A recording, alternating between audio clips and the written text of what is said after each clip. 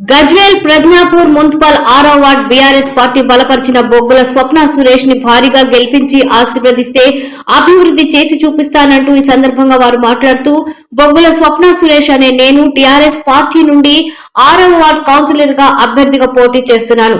ఆశీర్వదిస్తే అభివృద్ధి చేసి చూపిస్తా. మీ ఆశీస్సులు అండదండలు నాపై ఉండాలని 6వ వార్డు అభివృద్ధి అంటే ఏమిటో చేసి చూపిస్తా. కావున ఈసారి అతిపెద్ద మెజారిటీతో ఓటు వేసి నన్ను గెలిపించాలని కోరుతున్నామని అన్నారు. 6వ వార్డు ఓటర్లందరికీ నా పాదాభివందనం తెలియజేస్తున్నాను. నేను మీ బొగ్గుల స్వప్న సురేష్. నేను మీ అందరికీ సుపరిచితురాలిని.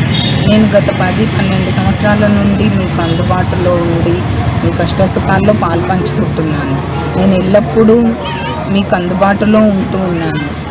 నాకు సాధ్యమైనంత వరకు మీ అందుబాటులో ఉండి మీ మంచి చెడులను చూసుకుంటున్నాను. గతంలో 2 సార్లు నేను ఓటమి పాలైనప్పటికీ ఈసారి ప్రయత్నం పట్టువదలని విక్రమార్కుడిలాగా మీకోసం ప్రయత్నం చేస్తున్నాను. మీకోసం మున్సిపాలిటీలో ప్రశ్నించే వ్యక్తిగా ఉండాలని నేను ప్రయత్నం చేస్తున్నాను. ఈసారి మన కేసీఆర్ సార్ ఆశీర్వాదం మేరకు నాకు బీఆర్ఎస్ పార్టీ నుండి బీఫామ్ వచ్చింది. బీఆర్ఎస్ పార్టీ నుండి హరీష్ రావు సార్ గారు, కేసీఆర్ సార్ గారు నన్ను ఆశీర్వదించి నాకు ఒక అవకాశం ఇచ్చారు. గతంలో మనకు గజ్వేల్ అంటేనే ఎవ్వరికీ అసలు తెలియదు. కానీ ఇప్పుడు కేసీఆర్ గారు వచ్చాక మన గజ్వేల్ ఒక ల్యాండ్ మార్క్ అయ్యింది. ఎవరికి ఢిల్లీ నుండి గల్లీ వరకు ఎవరిని అడిగినా మన గజ్వేల్ ఎక్కడుందనేది అందరికీ తెలిసిపోయింది.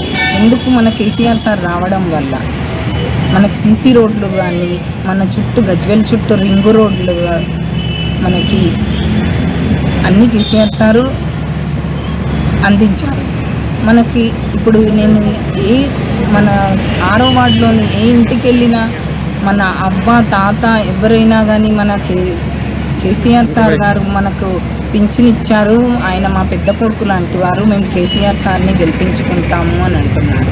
అలాగే మన అక్క చెల్లెళ్ళు అన్నదమ్ములు వాళ్ళు మనకి నీళ్ళు అనేది గజ్వేల్లో నీళ్ళ కరువు చాలా ఉండే. ఒకప్పుడు 12 సంవత్సరాలకు ఒకసారి పుష్కరాలకు వెళ్ళే వాళ్ళం. గోదావరి నీళ్ళు కొన్ని ఇట్లా చల్లుకునే వాళ్ళం. కానీ ఇప్పుడు మన ఇంట్లోకి గోదావరి నీళ్ళు వస్తున్నాయి కేసీఆర్ సార్ వల్ల.